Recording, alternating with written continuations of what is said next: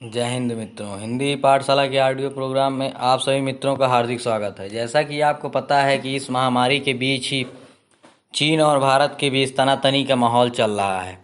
आपको याद होगा कि 1962 में इसी घाटी को लेकर के एक बार फिर विवाद हुआ था, जिसमें उसके पश्चात 1962 पश्चात अब उसी घाटी को लेकर के फिर से भारत और चीन के बीच तनातनी हुई है। और उस घाटी का जो नाम है वह गलवान घाटी, जिसके लिए आज फिर से विवाद 1962 के बाद अब जाके उठा हुआ है। तो आइए देखते हैं यह चर्चा में क्यों है। तो आपको बता दें कि बीते दिनों में 15 जून को इसी घाटी क्षेत्र में LEC line of actual control के पास भारत और चीन के सैनिकों के बीच हिंसक झड़प हुई थी, जिसमें कुछ सैनिक दोनों तरफ के मारे गए थे। भारतीय सैनिकों के हथियार बंद होने के बावजूद उन्होंने गोली नहीं चलाई। जैसा कि आपको पता है कि हमारे यहाँ एक हथियार बंद कमेटी थी। हथियार बंद मतलब कि अपने भारत के लोग हथियार का यूज नहीं कर सकते थे पहले, जब तक कि उधर से कोई हमला ना हो। इसी के कारण हमारे भारतीय सैनिकों द्वारा अस्त्र शस्त्र का प्रयोग नहीं किया गया।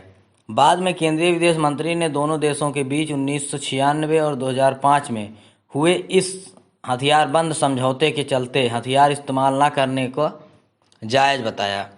वहीं 19 जून को चीनी विदेश मंत्रालय का घाटी को लेकर विवादित बयान आया। उसी बयान को लेकर के चीन ने संपूर्ण गलवान घाटी को अपनी तरफ के एलएसी का हिस्सा माना, और उसके एलएसी के हिस्से मानते ही भारत ने चीन के दावे को एक सिरे से खारिज किया।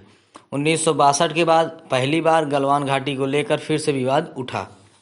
तो आइए देखते हैं कि 1996 और 2005 के समझौते से कुछ जुड़े महत्वपूर्ण जो तथ्य हैं कि किन किन तथ्यों पर समझौता हुआ था। तो आपको बता दूं, 1996 का समझौता भारत चीन सीमा क्षेत्र में एलएसी के पास सैन्य क्षेत्र में कॉन्फिडेंस बिल्डिंग मीसर्स से जुड़ा है। इस समझौते के अनुच्छेद 6(1) के अनुसार दोनों तरफ से एलएसी के 2 किलोमीटर के क्षेत्र में कोई भी गोलीबारी नहीं होगी, ना ही किसी स्तर पर जैव अपघटन बायो डिग्रेडेशन होने दिया जाएगा, ना ही खतरनाक रसायनों का इस्तेमाल किया जाएगा, और ना ही कोई विस्फोटक अभियान चलाया जाएगा, और ना ही बंदूक या विस्फोटक से हमला किया जाएगा।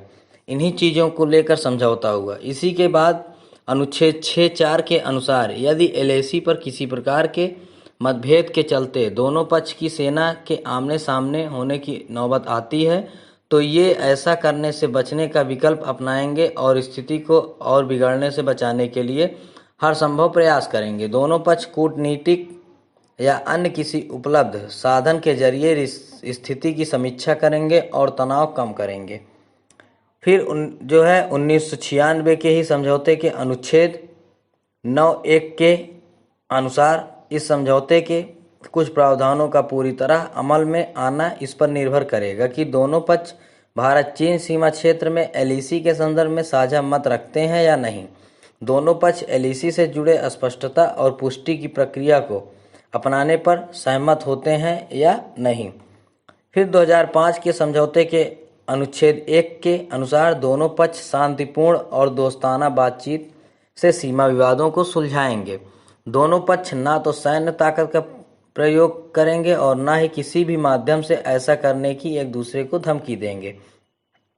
फिर आइए देखते हैं, आपने तो देखा कि समझौता क्या हुआ था 96 के और 2005 के समझौते के तथ्य को। अब देखते हैं कि गलवान घाटी के बारे में क्या है आखिर गलवान घाटी, जिसके लिए आए दिन चीन और भारत के बीच तनातनी होती रहती है। तो आप बता दें कि जो गलवान घाटी है यह नुकीले पर्वतों के बीच जमीन का हिस्सा है। इन्हीं पर्वतों से गलवान नदी निकलती है। इस नदी का उद्गम अक्साई चीन में है, जबकि यह पूरब से बहती हुई लद्दाख में भारतीय क्षेत्र के एलएसी के पास सियोक नदी में मिल जाती है। आपको पता है कि हाल ही में अभी जम्मू कश्मीर के लद्दाख को केंद्र शासित प्रदेश घोषित किया गया है। तो यह वही लद्दाख है जहां से यह नदी पूरब से बहती हुई भारतीय क्षेत्र के एलएसी के पास सियोक नदी में मिल जाती है। और इस घाटी की जो भौगोलिक स्थिति है वह लद्दाख के पश्चिम और अक्साई चीन के पूरब में है। अक्साई चीन पर वर्तमान में चीन का ही नियंत्रण है। इस हिस्से को जिनजियांग उइघुर स्वायत्त क्षेत्र के रूप में जाना जाता है।